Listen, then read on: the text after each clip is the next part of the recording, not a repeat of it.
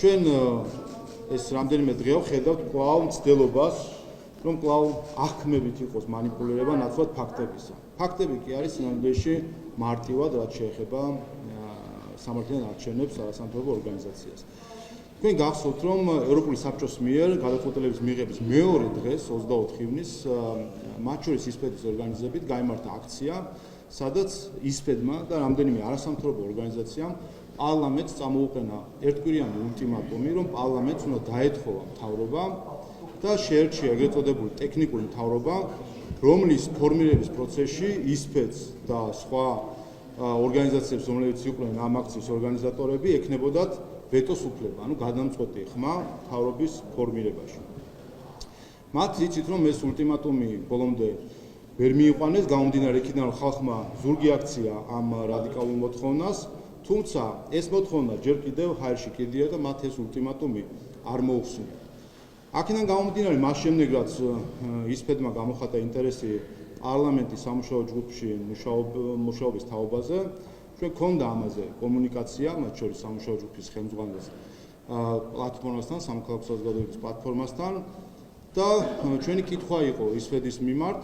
ისინი კვლავ იზიარებენ ამ ულტიმატუმს, კვლავ ხარს უჭერენ ამ მოთხოვნას, თუ მოხსნეს ეს მოთხოვნა პარლამენტის მიმართ. კიდევ ერთხელ ხაზს ვუსვავ,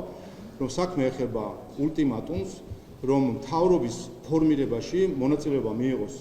რამდენიმე არასამთავრობო ორგანიზაცია, მათ შორის ისპედმა, რომელსაც არ გააჩნიათ არანაირი დემოკრატიული ლეგიტიმაცია და შესაბამისად ეს პროცესი თავად არის ყოველგვარ დემოკრატიულ ფარგლებს მიღმა. ამ ჩვენ შეთავაზებაზე რომ პოზიცია დაეფიქსირებინა, თუ კი ისინი არ იზიარებენ და ამ მოთხოვნას აღარ აყენებენ, მაშინ შეეძლოთ მონაწილეობა მიიღოთ სამუშაო ჯგუფში, თუ კი ისინი კვლავ აგრძელებენ ულტიმატუმის ენიცაობას პარლამენტთან, რომ პარლამენტმა დაითხოვოს მთავრობა, დააკომპლექტოს ეგრეთ წოდებული ტექნიკური მთავრობა, რა თქმა უნდა, ამ შემთხვევაში აქ კონსტრუქციულ თანამშრომლობაზე რთული იქნება საუბარი. ჩვენ სამწუხაროდ ამასთან დაკავშირებით ისპედისგან საერთოდ არანაირი პოზიცია ვერ მოისურვეთ, ისინი უარს ამბობენ, რომ გაემიჯნონ ამ მოთხოვნას, აქედან გამომდინარე სამუშაო ჯგუფში ისინი მოწვეული არ იყვნენ. მე გავეცნობთ სხვადასხვა განცხადებას, მათ შორის ნახე, რომ რამდენიმე არასამთავრობო ორგანიზაცია, რომელიც ჩართული იყო არის სამუშაო ჯგუფებში, თქვენს დროებით აჩერებენ საკუთარ თანამშრომლობას თუ მუშაობას სამუშაო ჯგუფში,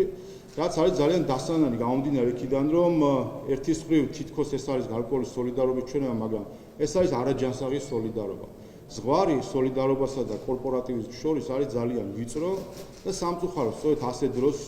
ხდება გადალახვა ამ ზღვარის და ნაცვლად ჯანსაღი სოლიდარობისა ჩვენ ვხედავთ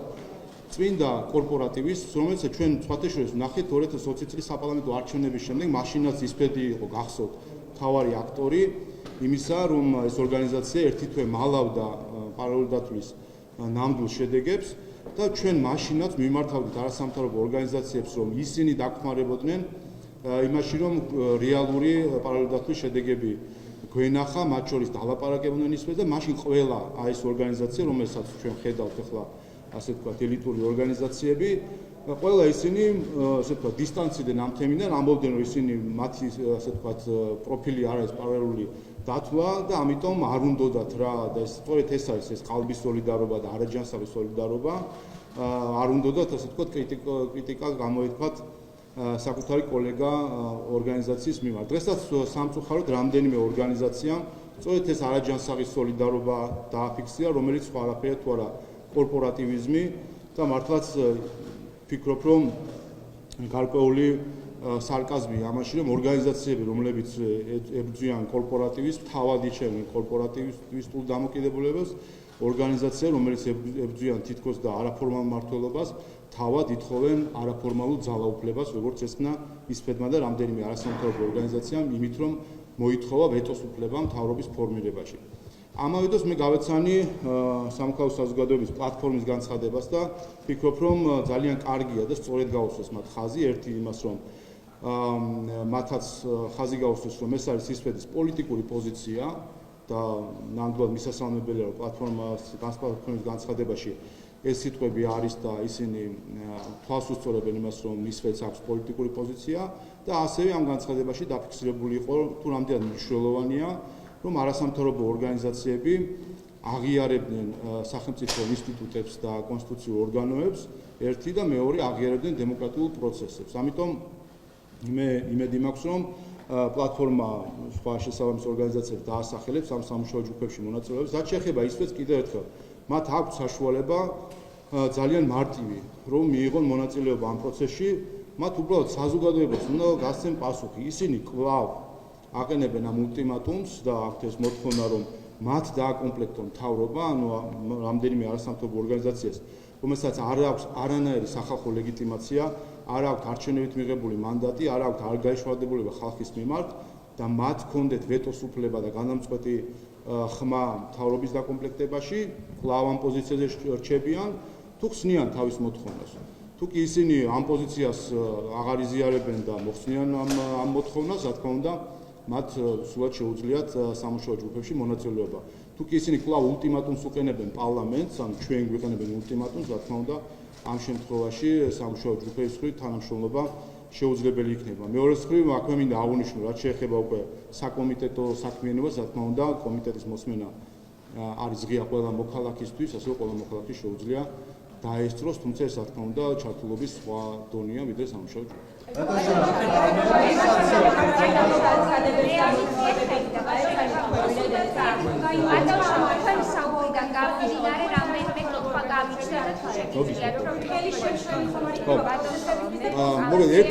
ერთ საკითხი კიდე მინდა ხაზი გაუსვა, რაც შეეხება რამდენად ფართოა ჩართულობა არასამთავრობო ორგანიზაციებს, ვინაიდან ზოგი ორგანიზაციის განცხადება იყო, თითქოს მათ ჰქონდათ სურვილი და ვერ მოხდნენ. ყველა ჯგუფში არის წარმოადგენილი მინიმუმ 2 არასამთავრობო ორგანიზაცია, რომელიც თავისუფლად წარმოადგენს 200 არასამთავრობო ორგანიზაციას. ჩვენ გვაქვს თანამშრომლობა აღმოსავლეთ ევროპის პარტნიორობის სამოქალაქო პლატფორმასთან, რომელშიც 200-მდე არასამთავრობო ორგანიზაცია არის გაერთიანებული, თითქმის ყველა, ვინც კი თქვენ გსმენიათ, ყველა ორგანიზაცია არის ამ პლატფორმაში და ჩვენ მათთან გვაქვს შეთანხმება, რომ იმისთვის, რომ ჯგუფშიც იყოს თავისთავად სამუშაო გარემო, ვინაიდან არიან პარლამენტის წევრები წარმოადგენლები, სხვა სახელმწიფო სტრუქტურების წარმომადგენლები, დაგვისახელონ 2 ორგანიზაცია, რომელიც იქნება ამ ჯგუფში, რომელიც თავისუფლად იქნება ხიდი სამუშაო ჯგუფსა და 200 არასამთავრობო ორგანიზაციას შორის შესაბამის ანგარიშს ჩააბარებს მათ, მოისმენს მათ პოზიციებს და წარმოადგენს სამუშაო ჯგუფში და ამავე დროს მათ აქვს შესაძლებლობა როტაციის, ანუ 2 ადგილი არის ასე ვთქვათ გამოყოფილი პლატფორმისთვის და კონკრეტულად რომელი ორგანიზაცია რომელ ღონისძიებას დაესწრება, ეს შეუძლიათ მათ შემდეგ უკვე გადაწყვეტონ. ამიტომ არათუ ფართო ჩართულობა უზრუნველყოფილი, არამედ თითქმის 200 ორგანიზაცია არის ამით პირდაპირ თუ არაპირდაპირ ჩართული. მე შეგახსენებთ, რომ სასამართლო რეფორმის ბოლო ტალღა რომ იყო, რეფორმების მეოთხე ტალღა, მაშინ ერთი ორგანიზაცია იყო არასამთავრობო სექტორიდან წარმოდგენილი ამ სამუშაო ჯგუფში და არავის არ ქონია კითხვა იმასთან დაკავშირებით, რამდენად ფართო იყო წარმოადგენლობა, ვინაიდან მაშინაც ეს ერთი ორგანიზაცია რამდენიმე ორგანიზაციას წარმოადგენდა. ამ შემთხვევაში ჩვენ გავზარდეთ ეს წარმომადგენლობა წინა პრაქტიკასთან შედარებით და 2 ორგანიზაცია არის, რომელიც ამავე დროს არის არა ფიქსირებულად სამუშაო ჯგუფის წევრი, არამედ როტაციის პრინციპია და შეუძლიათ ნებისმიერ სხვა ორგანიზაციას პლატფორმიდან მოვიდეს და მიიღოს მონაწილეობა. რა თქმა უნდა, რაც შეეხება იმ ორგანიზაციებს, რომლებიც იყვნენ ულტიმატუმის ავტორები და საქართველოს სახელმწიფოს უყენებდნენ ულტიმატუმს, მათ შორის იმ მუქარით, რომ თუ კი ეს ულტიმატუმი არ შესრულდებოდა, ისინი სახალხო რისკვით და ყველას და ყველაფრის წალეკვით დაემუქრნენ სახელმწიფოს, რა თქმა უნდა, აქ მანამ სანამ მათი პოზიცია არ იქნება ცხადი, ინარჩუნებენ თუ არა ამ ულტიმატუმს და კვლავ ხარს უჭერენ თუ არა ამ ულტიმატუმს, რა თქმა უნდა, სამუშაო ჯგუფების ფორმატში მათი მოწვევა არ არის განზრახ. ბატონო, იგეგმება იმ ადამიანებთან, ვინც დატოვეს სამუშაო ჯგუფში. არა, ვინაიდან აქაც მე იმედი მაქვს მაინც რომ საქმე გვაქვს ჩვენ უბრალოდ ასე ვთქვათ იმპულსურ გადაწყვეტილებასთან, რომელიც სამწუხაროდ ეს გარკვეული არაჯანსაღი სოლიდარობა გარკვეულ ელიტურ არასამთავრობო ორგანიზაციებს შორის საქართველოში ჩამოყალიბდა, რომელსაც უკვე მიიღო კორპორატივიზმის ფორმა, სადაც შინაარს უკვე აღარ უყურებენ ეს ორგანიზაციები და უბრალოდ ასე ვთქვათ არ წირავენ ერთმანეთს და ყველანაირად მიუხედავად იმისა, რა დგას ამ ყველაფრის უკან, ასე ვთქვათ სოლიდარობას გამოხატავენ, რაც არის უკვე გადაზრდილი არის აბსოლუტურ კორპორატივიზმში და კიდევ ერთხელ მე გავიხსენებ 2020 წლის არჩევნების საპარლამენტო არჩევნების შემდეგ მდგომარეობას, მაშინაც ისპედმა უკვე დამტკიცებული არის, რომ ერთი თვე უმალავდა საზოგადოებას ნამდვილ რიცხვებს პარალელურ დათვლისა და მიუხედავად ჩვენი მრავალჯერადი მოწოდებისა, მაშინაც სწორედ ამ ორგანიზაციებმა სწორედ კორპორატივიზმის მიზნებიდან და პრინციპებიდან გამომდინარე ხელი დააფარეს უბრალოდ ისვეც და ყველანაირად ცდილობდნენ რომ არ ყოფილიყვნენ კრიტიკული მის მიმართ. ბატონო, ორჯერ ახსენდება 2020 წლის არჩევნები უკვე. არის თუ არა ეს პოლიტიკური ანგარიშწორება სწორედ სამართლიანი არჩევნებისადმი იმ გადაცდომასთან დაკავშირებით, რომელთა მიმართებაშიც მაგალითად ელენე ნიჟარაძე მიიღო გადაწყვეტილება და ის წავიდა თავმჯდომარეობიდან. თქვენი ყავით ერთ-ერთი ნიკა სამხარაძესთან ერთად, როგორც შემდეგ უკვე თავად ელენე ნიჟარაძემ თქვა, ვინც იყო მასთან შეხვედრას და ზეწოლა განახორციელა ხელისუფლების მხრიდან და ჩვენ ასევე გვაქვს ინფორმაცია, რომ ეს არის შალვა პაპუაშვილის პირადი გადაწყვეტილება, სწორედ რომ არ დაუშვას ისფედი. რას უპასუხებთ იმას პირველი, რომ თქვენი პერსონალური გადაწყვეტილებაა და მეორე არის თუ არა ეს პოლიტიკური ანგარიშწორება ისფედთან დაკავშირებით, რატომ გეკითხებით აქვე დაგიზუსტებთ ამასაც, რომ საიაც იდგა იმ 24 ივნისის არჩევნებზე, თუ მაგალითად ეგრეთ წოდებული ტექნიკური მთავრობის მოკლედ, რაც შეეხება ამ რაღაც ასე ვთქვათ ანგარიშწორება ამ 2020 წლის არჩევნების შემდეგ მე გახსოვთ თუ საარჩევნო რეფორმა გატარდა, რომლის სამუშაო ჯგუფის თანათავმჯდომარე მეც გახდით და იმ სამუშაო ჯგუფში ისფედი მონაწილეობას იღებდა. ასე რა ანგარიშწორებაზე არის საუბარი, სულ ასე ვთქვათ ჯერ კიდე განელებული არ იყო ის ტრამვები, რომელიც საზოგადოება მიიღო იმ დეზინფორმაციისგან, რომელიც ისფედი ავრცელებდა, სამუშაო ჯგუფში ჩვეულებრივ მონაწილეობდა. მე უბრალოდ აქვე მინდა ვინაიდან ხშირად ეს ჩაკარგულია ხოლმე ინფორმაციაში თითქოს ისფედმა პასუხისმგებლობა აიღო იმით, რომ მისი ხელმძღვანელი გადადგეს, ასე არ არის. თქვენ გახსოვთ, რომ ერთი გახდა პარალელური დათვლის შედეგები, რომლის აღიარებას თუ გახსოვთ, პარლამენტის პირველი შეკრების დღეს მოუწია 11 დეკემბერს, დიახ, თუ არ საღამოს, დიახ, რომ ისინი აღიარებდნენ, რომ ეს იყო შეცდომა, მხოლოდ მას შემდეგ რაც ქართულ მოცემამ დაანონსა, რომ პირველი სხდომისთანავე პარლამენტის შექმნა საგამოძიებო კომისიას და მათ შორის გამოიძიებდა პარალელურ დათვლის საკითხებს და სწორედ აი ამ ასე ვთქვათ რისკის გამო მოუწიათ მათ როგორც ჩანს აღიარება, ვინაიდან მიხვდნენ, რომ გამოაშკარავდებოდა პარალელურ დათვლის შედეგი. თუმცა, ამის შემდეგ გადადგა თავმჯდომარე, თუმცა ახალი ხელმძღვანელობის პირობებშიც ისვედი 7 თვის განმავლობაში ივნისამდე მალავდა იმ უბნების სიას, სადაც ჩაატარა პარალელური დათვლა და რომლის საფუძველზეც ისვედი აცხადებდა, რომ უბნების 8%-ში იყო ბიულეტენების მეტობა. ანუ ეჭვი, რომ ჩაყრილი იყო ბიულეტენები უბნების 8%-ში. 7 თვე, მათ შორის ჩვენ შეხვედრების დროსაც მიმართავდით, რომ ეს სია გაესაჯარავებინათ და 7 თვე ისვედი ამ სიას მალავდა ამ უბნების და მხოლოდ ივნისში, თუ არ ვცდები, ივნისში მოუწია საგამოძიებო კომისიის მოთხოვნის შემდეგ, ვინაიდან სხვა შესაძლებლობა არ ქონდა კომისიის თვითონ წარადგინა, ამ სიის წარდგენა იმ უბნებისა, რომელზეც ტარდებოდა პარალელურად, რომლის საფუძველზე საუბარია 8%-ში იყო მეტობა, რის შედეგადაც დადასტურდა, რომ ესეც იყო ტყუილი. რომ არანაირ 8%-ში მეტობა არ ყოფილა, სულ იყო, თუ არ ვცდები, 20-მდე უბანი, სადაც იყო მეტობა 3000 უბნიდან. ასე რომ ეს მეორე დეზინფორმაცია და ტყუილი იყო, რომელსაც უკვე ახალი ხელმძღვანელობა ავრცელებდა. და რაც შეეხება მოკლედ ამ პირად დამოკიდებულებას, რა თქმა უნდა, ამაზე აბსურდია საუბარი, გითხრათ მე ვიყავ თვითონ სამუშაო ჯგუფის თანათავმჯდომარე, სადაც ისვედი იღებდა მონაწილეობას. პრობლემა არ არის ისვედის მონაწილეობაში, საქმე იმაში არის, რომ მათ გადალახეს ზღვარი არასამთავრობო ორგანიზაციასა და პოლიტიკურ პარტიას შორის არსებული ზღვარი და ესეც მინდა აუხსნათ ჩვენ საზოგადოებას კიდევ ერთხელ. ვინაიდან მოვისმინე მე განმარტებით, თითქოს კი ბატონო არასამთავრობო ორგანიზაციები გარკვეულწილად პოლიტიკაში არიან ჩართული. რა თქმა უნდა, ჩვენ ყველა მონაწილეობთ პოლიტიკის ფორმირებაში, სხვადასხვა მიმართულებით, შეიძლება ეს გარემოს დაცვა იყოს, სოციალური საკითხები თუ დემოკრატიის საკითხები, თუმცა არის ზღვარი არასამთავრობო ორგანიზაციასა და პარტიას შორის და ეს ზღვარი არის სწორედ იქ, სადაც ის ზღვარია, სადაც უკვე პარტიას აქვს მიზანი, რომ კონდეს გადამწყვეტი სიტყვა მთავრობის ფორმირებაში და გადამწყვეტი სიტყვა კანონების მიღებაში. ეს არის მთავარი განმასხვავებელი პარტიასა და არასამთავრობო ორგანიზაციას შორის. პარტია არჩევნებით იბრძვის, რომ მიიღოს იმდენი მანდატი, რომ მისი სიტყვა იყოს გადამწყვეტი, მისი ხმა იყოს გადამწყვეტი მთავრობის ფორმირებაში და მისი ხმა იყოს გადამწყვეტი კანონების მიღებაში. რაც ჩვენ ვნახეთ 24 ივნისს და ამ ულტიმატუმში ვნახეთ არასამთავრობო ორგანიზაციები, რომლებიც ამ ლეგიტიმაციის გარეშე, სახალხო მანდატის გარეშე ითხოვდნენ გადამწყვეტ სიტყვას მთავრობის ფორმირებაში. ანუ ამბობდნენ, რომ მათი თანხმობის გარეშე პარლამენტს არ უნდა აერჩია პრემიერ-მინისტრი, არ უნდა შერჩეულიყვნენ მინისტრები, მათ უნდა ეთქვათ ვინ იქნებოდა ფინანსთა მინისტრი, ეკონომიკის მინისტრი, იუსტიციის მინისტრი, პრემიერ-მინისტრი და ასე შემდეგ. ისე რომ არ აქვს არანაირი სახალხო ლეგიტიმაცია, ანუ სწორედ ეს გახლავთ არაფორმალური ძალაუფლების მოთხოვნა. და ჩვენი პოზიცია იმაში მდგომარეობს, რომ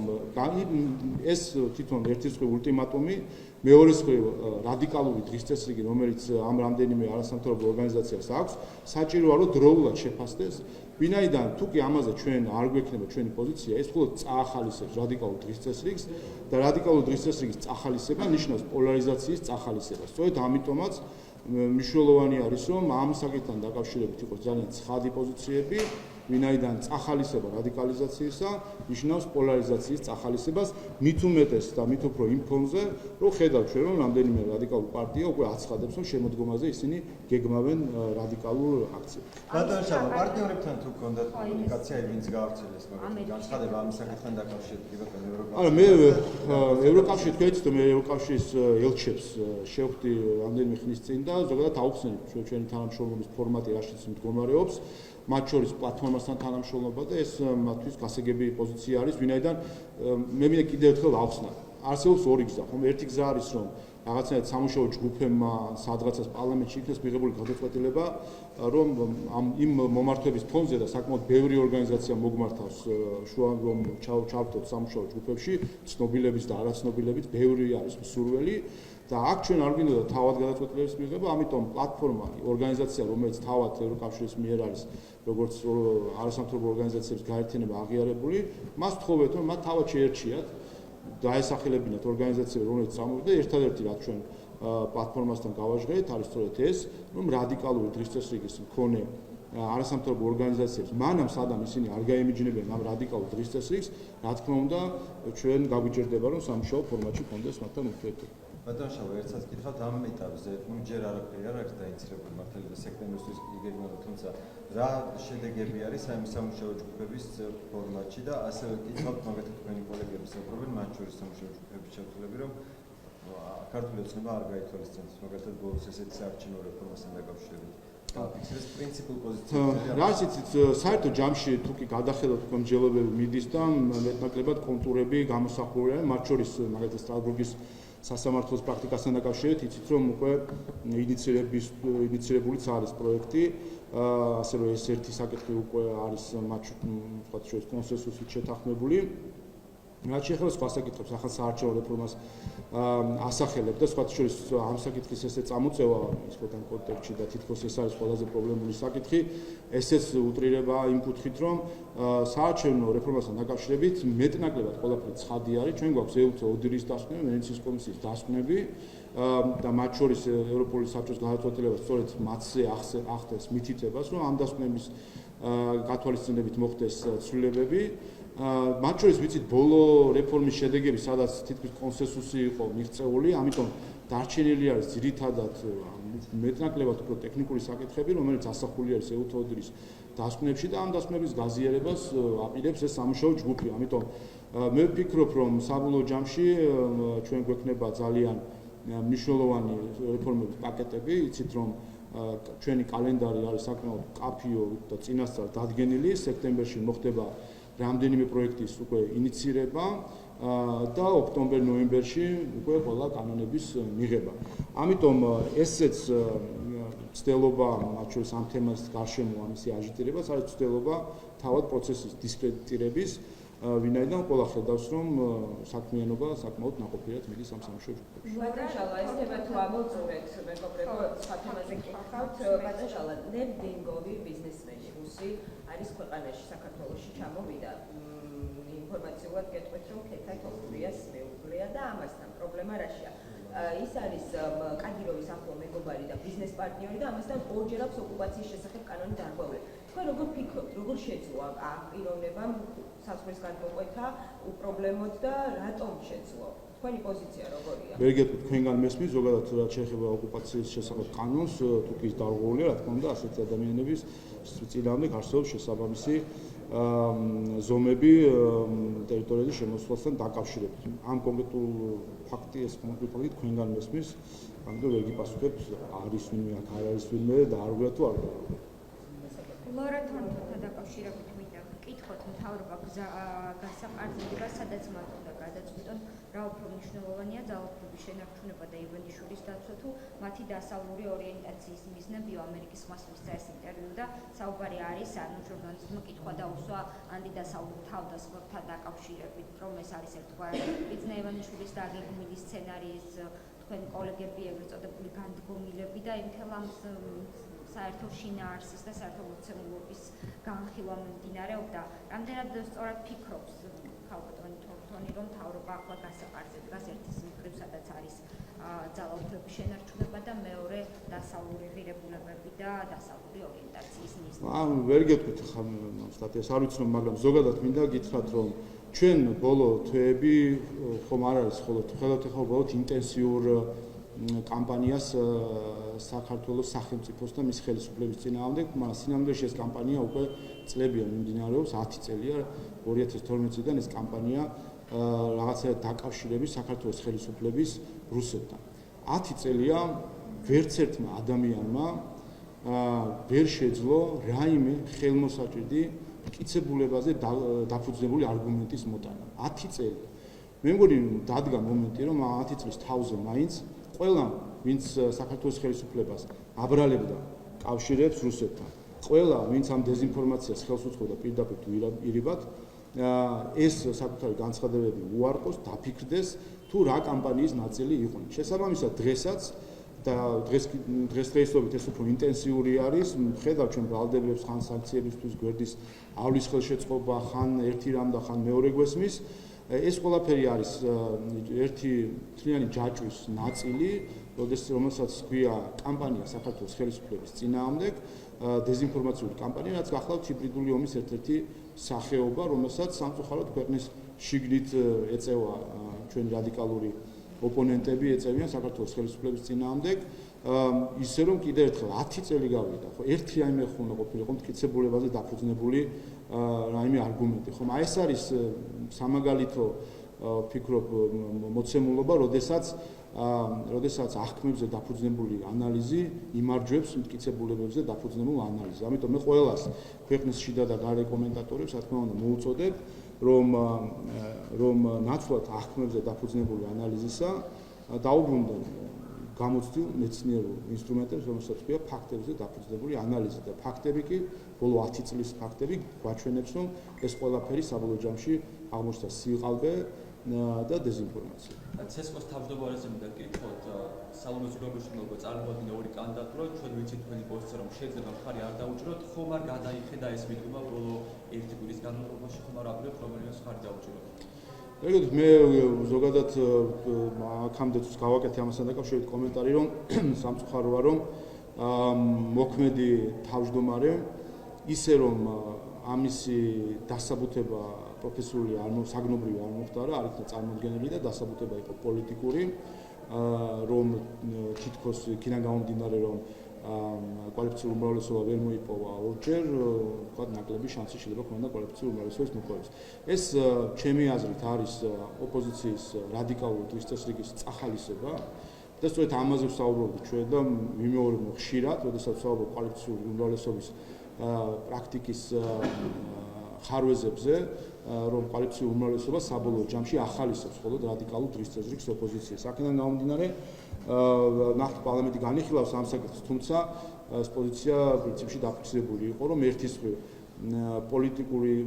მხრივ ამ გადაწყვეტილებით რადიკალური ოპოზიციის წახალისება არ არის სწორი და მეორე ამ გადაწყვეტილებით ან მოქმედი თავმჯდომარის არ წარმოდგენით, რომლის კვალიფიკაციის, პროფესიონალიზმის და მათ შორის მიუკერძოებლობის მიმართაც ვერ არის საერთოდ ვერც ერთი არგუმენტი ვერ წარმოადგინა, უბრალოდ პოლიტიკურ პოზიციას აფიქსირებდა ოპოზიცია და ცდილობდა ჩაგდებას ამ კანდიდატის და ამისი არ წარმოდგენით ამ პროფესიული ნიშნით გამორჩეული ადამიანის ეს გახლავთ ზოგადად კვალიფიციური, კეთილსინდისიერი და პროფესიონალი საჯარო მოხელეების დისკრედიტაცია. აქედან გამომდინარე მე ძალიან ვწუხვა, რომ ასე მოხდა, რომ არ იქნა წარმოდგენილი კვალიფიციური კანდიდატი. ერთად გკითხავთ კოლეგის კითხვა არის ტყის კოდექსთან დაკავშირებით, არის რამდენად იცნობთ ასეთ რამ მოგწერეს, რომ ტყის კოდექსი ტყეებს გარჩენაგებით ემუქრება გარემოს დამცველები კანონში შეტანილი ცვლილებების გადახედვას ითხოვენ, ამბობენ, რომ ცვლილება კერძო ინტერესებზე ამორგებული და კორუფციის ახალშესაძლებლობებს ქმნის, რა მიზანს ემსახურება ეს ცვლილებებიო და რაც რეალურად ამარტივებს ტყის სტატუსის მოხსნას, ტყის ტერიტორიაზე ინვესტორის შესრულებას, მშვენებლობებს და ასე შემდეგ და სავარაუდოდ ეს კითხვა დასმულია იმ კონტექსტში, რომ ტყეები იხება და ასე შემდეგ. ხო, რაც შეეხება ტყის კოდექსს, ეს ინფორმაცია ასე ვთქვათ, მე ზოგადად მოვისმინე, თუმცა მინდა და ამიტომ დეტალებში არ ვიცი ზუსტად რა კონკრეტულად რა მოხდან ან რომელ პროცედურასთან აქვს პრობლემა, თუმცა ტყის კოდექსთან დაკავშირებით მინდა გითხრათ, რომ ეს არის წლების განმავლობაში მაღალკვალიფიციური ექსპერტების მიერ, მათ შორის უცხოელი ექსპერტების თანამშრომლობით გაწეული შრომის შედეგი და ეს გახლავთ საერთაშორისო ექსპერტიზა გავლილი კოდექსი, რომელიც მიღებაც დიდი მიღწევა იყო და პარლამენტმა აღნიშნა ეს საკითხი, როდესაც ეს კოდექსი მივიღეთ, ვინაიდან მან მოაწესრიგა ტყესთან დაკავშირებული საკითხები. თუ კი რაიმე დეტალთან დაკავშირებით არსებობს კითხვები, არ ვიცი ეს უნდა თქვა, თუმცა კიდევ ერთხელ ესე დისკრედიტირება მთლიან კოდექსის, რომ ასე ვთქვათ, რაღაცას უწყობს ხელს, ეს არ არის არასერიოზული. არა, საერთოდ კიდევ ერთხელ ეს გახლავთ კოდექსი, რომელმაც გაიარა საერთაშორისო ექსპერტიზა, რომელსაც წლები დაჭირდა და საერთაშორისო პარტნიორები მოგვიწოდებდნენ პირიქით, რომ რაც შეიძლება მალე მიგვეღო ეს კანონი და პარლამენტმა მიიღო და აღნიშნა ამ კანონის მიღებაც, იმიტომ რომ ეს იყო ერთ-ერთი საეტაპო მნიშვნელობის კანონი, რომელიც ჩვენ მივიღეთ. ამიტომ